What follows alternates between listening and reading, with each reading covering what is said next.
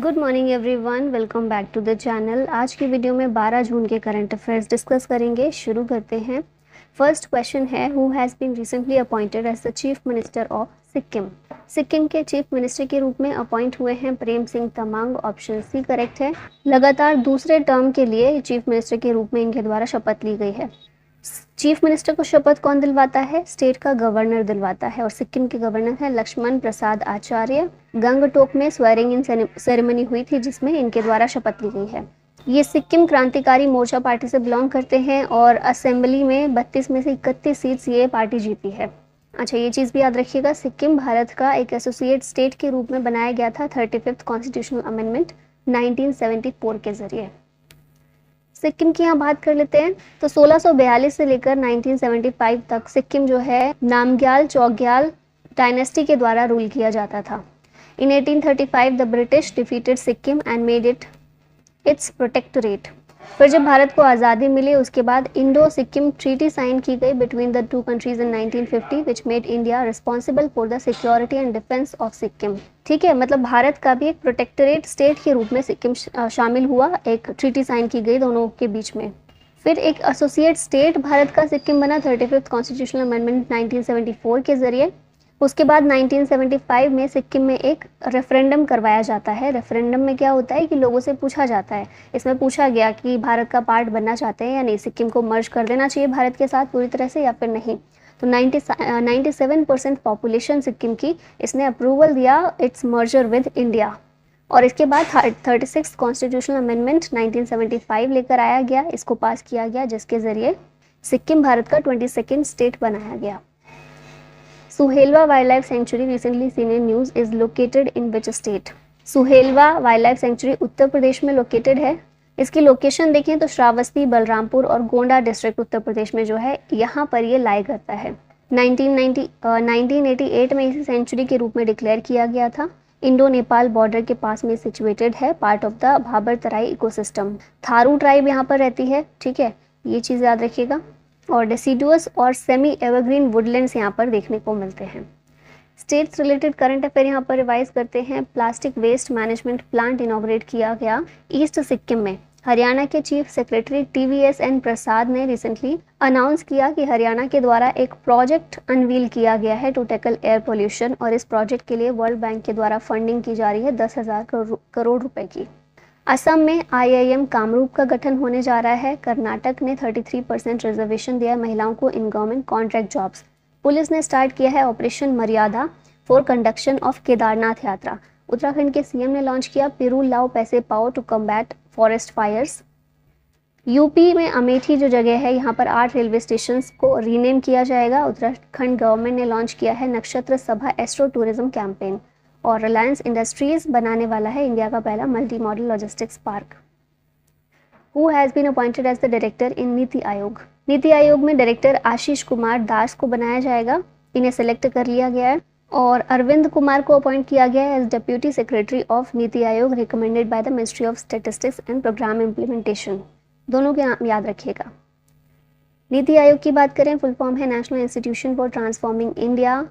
1 जनवरी 2015 में इसे एस्टेब्लिश किया गया था। इंडिया की प्राइमरी ऑर्गेनाइजेशन है for coordinating the adoption and monitoring of SDGs at the national सब नेशनल लेवल। बेसिकली सरकार का एक थिंक टैंक है ये।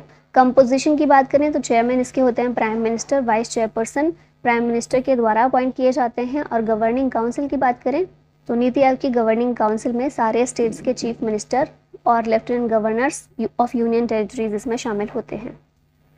अपॉइंटमेंट्स रिवाइज करते हैं। PNB मेटलाइफ इंडिया इंश्योरेंस के नए MD और CEO समीर बंसल हैं। UN जनरल असेंबली की 79th UNGA सेशन के प्रेसिडेंट अपॉइंट हुए हैं फिलेमोन यांग। मलेशिया ने अपॉइंट किया है दातो मुजफ्फर शाह मुस्तफ़ा को as its ambassador to India. Director general of the world organisation for animal health हैं डॉक्टर इमैनुअल सोब्रियन। SSC के chairman है Rakesh Ranjan. New brand ambassador of Muthoot Pappachan group Shahrukh Khan. MD and CEO of India first life insurance Rishabh Gandhi हैं। IDFC first bank के whole time director हैं Pradeep Natarajan. President of supreme court bar association Kapil Sibal. और मेघालय की पहली महिला DGP हैं Idashisha Nongrang. Who recently won his 60th Formula 1 victory by securing the Canadian Canadian grand prix for the third straight time. तीसरी बार Canadian grand prix जीता है max Verstappen ने और ये इनकी 60th फार्मूला 1 विक्ट्री है। रेड बुल के ड्राइवर हैं। F1 रेसेस 2024 में जो हुई हैं इनके विनर्स देखिए, Bahrain grand prix Max Verstappen जीते हैं, सऊदी अरबिया भी इन्होंने जीता है, Australia grand prix Carlos Sainz ने जीता, जापान और China grand prix Max Verstappen ने, Miami grand prix Lando Norris ने, Emilia Romagna grand prix Max Verstappen ने और Monaco grand prix Charles Leclerc ने जीता है। When is the International Day of Play observed annually? इस दिन को एनुअली 11 जून को ऑब्जर्व किया जाता है। यूनाइटेड नेशन के द्वारा रिकॉग्नाइज और डिक्लेयर किया गया इसको। International day of play will serve as an annual reminder of the urgency to ensure and promote play across all ages. Theme इस दिन की है play makes a better world. In which of the following years PM Kisan यानी कि Pradhanmantri Kisan Samman Nidhi was formally launched. इस scheme को 2019 में launch किया गया था पीएम किसान को, और रिसेंटली इसकी बात हम इसलिए कर रहे हैं क्योंकि रिसेंटली पीएम मोदी ने रिलीज़ किया है 17th instalment of the PM Kisan scheme, जिसके ज़रिए 9.3 करोड़ फार्मर्स को 20,000 करोड़ लगभग रुपए दिए जाएंगे। 2019 में पीएम किसान स्कीम को लॉन्च किया गया था। अब यहाँ पर देखें थोड़ी सी डिटेल इसकी, तो सेंट्रल सेक्टर की स्कीम है with 100% funding from the government of India. अब इसमें क्या किया जाता है कि फार्मर्स को फाइनेंशियल नीड्स उनकी पूरी करने के लिए income support of 6,000 rupees per year ये दिया जाता है। 3 इंस्टॉलमेंट में ये 6,000 रुपये दिए जाते हैं, 2,000 रुपये करके। और ministry of agriculture and farmers welfare इस स्कीम को चलाने का पूरा काम करे, इम्प्लीमेंट करने का। Which European countries parliament has been dissolved recently. तो ये कंट्री है फ्रांस, जिसकी पार्लियामेंट को डिसॉल्व कर दिया गया है फ्रांस के प्रेसिडेंट इमैनुअल मैक्रोन के द्वारा। पार्लियामेंट्री इलेक्शंस वहाँ पर देखने को मिले थे कुछ समय पहले, और उसमें जो इमैनुअल मैक्रोन है इनकी पार्टी को काफ़ी कम वोट्स प्राप्त हुए हैं, बहुत सफ़र करते हुए देखा गया, जिसके बाद फिर इनके द्वारा फ्रेंच पार्लियामेंट और नेशनल असेंबली को डिसॉल्व कर दिया गया है। यहाँ रिवीजन कर लेते हैं थोड़ा सा फ्रांस से रिलेटेड जो भी करंट रहा है। तो ASMPAR nuclear cruise missile successfully test की गई है फ्रांस के द्वारा। तृष्णा मिसाइल डेवलप की जा रही है इंडिया और फ्रांस दोनों के द्वारा मिलकर। CDS जनरल अनिल चौहान इन्होंने फ्रांस की ऑफिशियल विजिट की थी कुछ समय पहले। UPI लॉन्च किया गया है at the Eiffel tower in Paris. Chief guest at the Republic day celebration 2024 ये कौन थे? फ्रेंच प्रेसिडेंट इमैनुअल मैक्रोन ही थे। और statue of Tamil poet Thiruvalluvar इसे अनवील किया गया है सर्जी फ्रांस में। इंटरनेशनल करंट अफेयर रिवाइज करें तो वर्ल्ड का longest two way suspension bridge Hungary में बनाया गया है।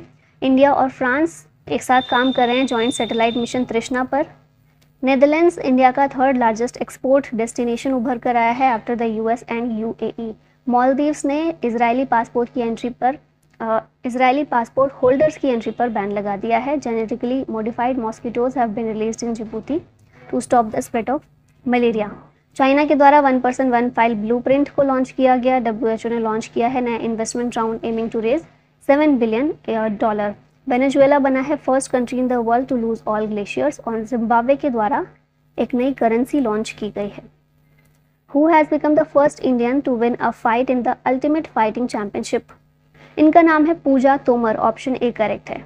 अल्टीमेट फाइटिंग चैंपियनशिप USA में हुई थी। पूजा तोमर ने हिस्ट्री क्रिएट की है by becoming the first Indian to win a fight in the ultimate fighting championship. Muzaffarnagar UP से ये बिलोंग करती हैं पूजा। The Ultimate Fighting Championship is a type of mixed martial art competition. प्रेरणा स्थल is being developed by which of the following? इसे Lok Sabha secretariat के द्वारा develop किया जा रहा है प्रेरणा स्थल को in parliament house complex. Statue of great leaders and freedom fighters of the country are being installed at this place. इससे पहले लोकसभा का जो ये सेक्रेटेरिएट है इसमें कैंपस के अलग अलग पार्ट्स पर स्टैचू इंस्टॉल्ड थे, लेकिन अब उन्हें एक ही जगह पर प्रेरणा स्थल पर बनाया जाएगा ताकि जो भी पार्लियामेंट कॉम्प्लेक्स में विजिट करने के लिए लोग जाएं वो इजीली इन स्टैचू को देख सकें। रिसेंटली इंस्टॉल्ड स्टैचू यहाँ पर रिवाइज कर लेते हैं। 125 फीट का tall statue of Lachit Borphukan Assam में अनवील किया गया। Statue of social justice 125 feet का है डॉक्टर अंबेडकर का विजयवाड़ा में। 21 feet tall statue of Maharana Pratap Hyderabad में इंस्टॉल किया गया। Statue of general Bipin Rawat Dehradun में।